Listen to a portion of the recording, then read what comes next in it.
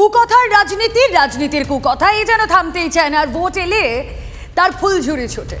মুখ্যমন্ত্রীকে নিয়ে বিতর্কিত মন্তব্যের জের দিলীপ ঘোষকে শোকজ নির্বাচন কমিশনের, আর দিলীপের বিরুদ্ধে কমিশনে অভিযোগ করে তৃণমূল। আরও একবার আপনাদের জানিয়ে রাখি, মুখ্যমন্ত্রীকে নিয়ে বিতর্কিত মন্তব্যের জের দিলীপ ঘোষকে শোকজ নির্বাচন কমিশনের, দিলীপের বিরুদ্ধে কমিশনে অভিযোগ করে তৃণমূল। যদিও এখনো পর্যন্ত দিলীপ ঘোষ তিনি বলছেন তিনি কোনো শোকজ লেটার পাননি। জ্যোতির্ময় কর্মকার আরও ডিটেলে আমাদের জানাতে পারবেন। জ্যোতির্ময়, দেখো, 3 পাতার একটি শোকজ নোটিশ দিলীপ ঘোষকে পাঠিয়েছে জাতীয় নির্বাচন কমিশন, এবং এই 3 পাতার নোটিশে দিলীপ ঘোষ তিনি কি বলেছেন এবং কোন গ্রাউন্ড থেকে মডেল কোড অফ কন্ডাক্ট বা যে এথিক্সের সুনির্দিষ্ট গাইডলাইন নির্বাচন কমিশন নির্বাচন ঘোষণার আগে বেঁধে দিয়েছে, দিলীপ ঘোষের বক্তব্য সেই গাইডলাইনকে বা সেই যে কোড অফ কন্ডাক্টকে কীভাবে ভায়োলেট করেছে তা ছত্রে ছত্রে বোঝানো হয়েছে। এক্ষেত্রে সুপ্রিম কোর্ট এবং মাদ্রাস হাইকোর্টের কী সুনির্দিষ্ট নির্দেশিকা রয়েছে সেই বিষয় উল্লেখ করা হয়েছে, এবং স্পষ্টভাবে জানানো হয়েছে যে গত 26শে মার্চ তৃণমূল কংগ্রেস দিলীপ ঘোষের এগেনস্টে একটি অভিযোগ করেছে, এবং দিলীপ ঘোষের অভিযোগ খতিয়ে দেখে জাতীয় নির্বাচন কমিশন তারা যে সিদ্ধান্তে উপনীত হয়েছে তা হচ্ছে যে গত 1 মার্চ সুনির্দিষ্টভাবে একটি রূপরেখা বেঁধে দিয়েছিল জাতীয় নির্বাচন কমিশন যে প্রচারের ক্ষেত্রে কোনো ব্যক্তি আক্রমণ করা চলবে না, কারো প্রাইভেট লাইফ নিয়ে কথা বলা চলবে না, এবং এমন কোনো কমেন্ট কখনোই করা যাবে না যা কারো ব্যক্তিগত সম্ভ্রম বা কারো ব্যক্তিগত সম্মান বা পারিবারিক সম্মানকে কোথাও ধাক্কা দেয় বা কোথাও অবমাননা করে। দিলীপ ঘোষের মন্তব্য একজন নারীর সম্ভ্রমকে বা তার সম্মানকে বা তার পারিবারিক পরিচয়কে সরাসরিভাবে আক্রমণ করছেন বা সরাসরিভাবে অবমাননা করেছেন। ফলত তার বিরুদ্ধে কেন ব্যবস্থা নেওয়া হবে না সেই শোকজ নোটিশে কিন্তু দিয়েছে নির্বাচন কমিশন।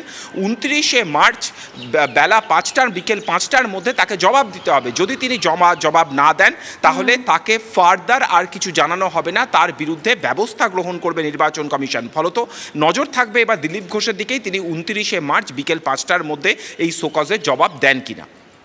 অনেক ধন্যবাদ জ্যোতির্ময়। প্রদীপ্ত কান্তি ঘোষ প্রতিনিধি রয়েছেন আমাদের সঙ্গে। প্রদীপ্ত, আমরা দিলীপ ঘোষের বক্তব্য গতকাল শুনেছিলাম, আর তারপর কুকথা ঠিক কোন জায়গায় যায়, লাগাম ছাড়িয়ে যায় সেটা আমরা জানি। নির্বাচন কমিশনের দ্বারস্থ হয় তৃণমূল এবং দিলীপ ঘোষকে শোকজ করেছে ইসি, এখনো পর্যন্ত আমরা জানতে পারছি। কিন্তু দিলীপ ঘোষ তিনি তো বলছেন তিনি কোনো লেটার পাননি এখনো। দেখো, এই বিষয়টি সামনে আসার পরই আমরা দিলীপ ঘোষের সঙ্গে যোগাযোগ করি, এবং দিলীপ ঘোষ যেটা জানান তা হলো যে তিনি এখনো পর্যন্ত এই শোকজ নোটিশ পাননি।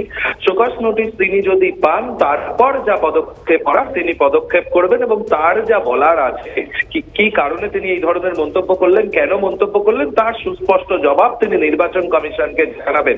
তবে এরই মধ্যে বলে রাখা যায় যে তৃণমূল কংগ্রেস দিলীপ ঘোষকে শোকজ করলেই হবে না এই কথা তারা বলছেন, কারণ তাদের অভিযোগের প্রেক্ষিতেই দিলীপ ঘোষকে নির্বাচন কমিশন শোকজ করেছে। তৃণমূল কংগ্রেসের দাবি দিলীপ ঘোষকে অন্তত 7 দিনের জন্য ভোট প্রচার থেকে সাসপেন্ড করতে হবে, এবং শুধুমাত্র শোকজ করলাম তারপরে দিলীপ ঘোষ একটা উত্তর দিয়ে দিল তাতে তারা ক্ষান্ত হবে না। এবং তারা বলছেন যে এই যে দিল্লিতেও তারা পৌঁছাবেন এই বিষয়টা নিয়ে, নির্বাচন সদনে যাবেন, আজকে তারা সিও দপ্তরে গিয়েছিলেন এবং নির্বাচন সদনে যাবেন। এসবের মধ্যে দিলীপ ঘোষের বক্তব্য তিনি নোটিশ এখনো হাতে পাননি, তিনি নোটিশ হাতে পাওয়ার পর যা প্রয়োজনীয় পদক্ষেপ আছে কমিশনকে যা জানানো সেটা তিনি করবেন।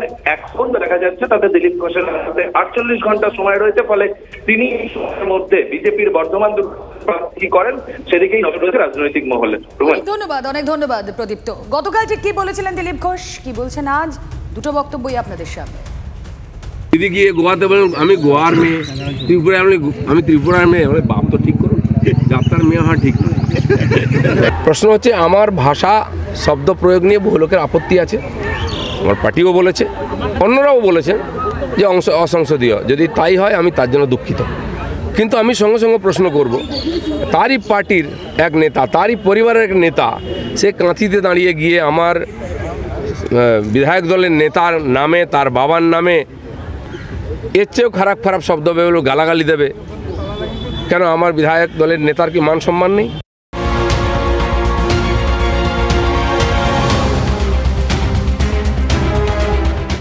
আর এবার ভোটের মুখে মহুয়া মৈত্রকে ইডির তলব। কাল দিল্লিতে মহুয়াকে ডেকে পাঠালো ইডি। বিদেশি মুদ্রা লেনদেন সংক্রান্ত মামলায় মহুয়াকে তলব। খবর সূত্রে ঘুষের বিনিময়ে প্রশ্ন। এই মামলা ইতিমধ্যে তদন্তে সিবিআই। জোড়া এজেন্সির সারাশি আক্রমণের মুখে দাঁড়িয়ে রয়েছেন মহুয়া মৈত্র।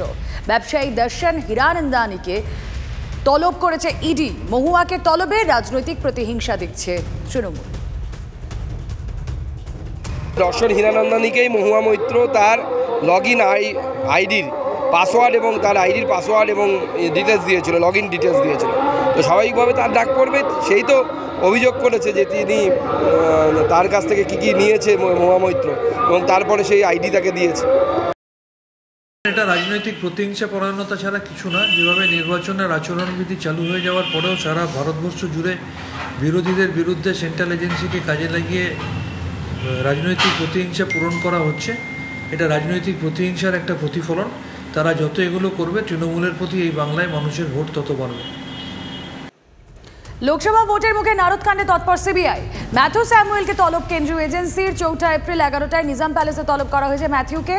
কলকাতায় যাতায়াত ও হোটেল খরচ না দিলে যাওয়া সম্ভব নয়, চিঠিতে জানালেন ম্যাথিউ। লোকসভা নির্বাচনের মুখে এভাবে তলব পলিটিক্যাল ড্রামা, কটাক্ষ ম্যাথিউ স্যামুয়েলের। এর আগে ম্যাথিউ স্যামুয়েলকে তলব করেছিল সিবিআই, কিন্তু তিনি হাজিরা দেননি। হয়েছিল ঘটনাটা সবাই দেখেছে, কিন্তু এতদিন চুপ করেছিল। নির্বাচনের আগে সেটাকে আবার সেগুলোকে আবার হাওয়া দেওয়া হবে যাকে বলে। এতদিন চুপ করেছিল। এথিক্স কমিটির চেয়ারম্যান ছিল এল কে আডবাণী, কোনো একটা মিটিংও ডাকেনি। এখন আবার হাওয়া দেওয়ার ব্যবস্থা করা হবে। কাণ্ডে তৎপর হয়েছে সিবিআই। 4 তারিখ ম্যাথিউ স্যামুয়েলকে ডেকেছে সিবিআই। বিরোধীরা বলছে যে সঠিক যদি তদন্ত হয় শুভেন্দু অধিকারী আগে জেলে যাবে। ঠিক আছে, তদন্তটা হলেই বুঝতে পারবে কে যাচ্ছে না যাচ্ছে। ঠিক আছে, সেখানে তো এটা উঠে আসবে যে এটা একটা চক্রান্ত ছিল কিনা। ভোটের মুখে যদি নারদ নিয়ে তৎপর হয়, first they should arrest Suvendu Adhikari. Narada কাণ্ডে যদি গ্রেফতার হয় শুভেন্দু অধিকারী, সেটাই হবে সম্পূর্ণ সঠিক কাজ। শুভেন্দুকে চোর কে বলেছিল? বিজেপি।